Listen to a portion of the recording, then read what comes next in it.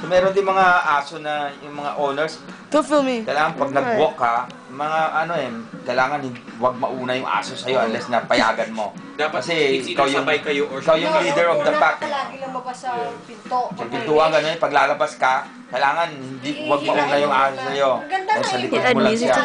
Matuto ka talaga. Ang daming mga issues na mga nasusolve niyan. Meron dyan yung minuwalk nila yung aso nila. Nahihiya sila dahil yung aso nila pag nakakita na ibang aso, gustong patayin.